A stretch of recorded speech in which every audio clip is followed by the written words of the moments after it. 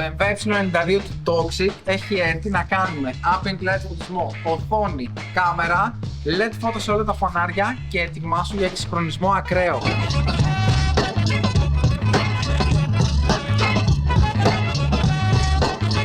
Και το θέμα είναι ότι ο Γιώργος με κατάφερε να έρθει στον Βόλο, στο μαγαζί του, για να το φτιάξουμε ακόμα περισσότερο. Δεν έχω ιδέα σήμερα τι θα κάνουμε στο αυτοκίνητο. Έχω μιλήσει με τον Γιώργο, ξέρουμε ότι πάντα βάλει το λιθαράκι του για να βάλει ήχο, να βάλει οθόνη, να βάλει συναγερμούς, να βάλει φώτα, να βάλει ambient light, να βάλει πάρα πολλά πράγματα.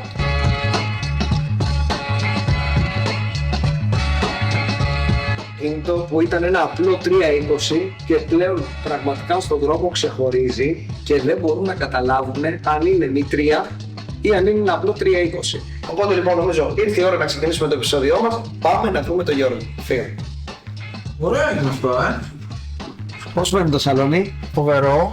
Καλά, εντάξει, δεν συζητάω κάμια για το τώρα το τιμόνι είναι έρωτας.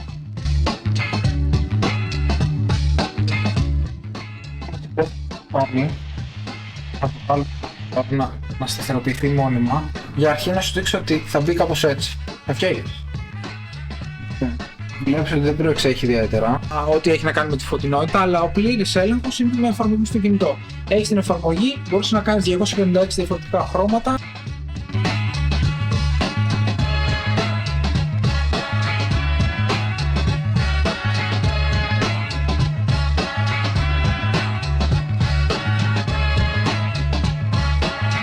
Θα σου δείξω πώς έχει γίνει το φανάρι με δαχτυλίδια LED ψυχρά και πώς ήταν με τα κίτρινα. Θα δεις τη διαφορά και θα μου πεις μαμά και πώς είναι έτσι όπως έχει γίνει.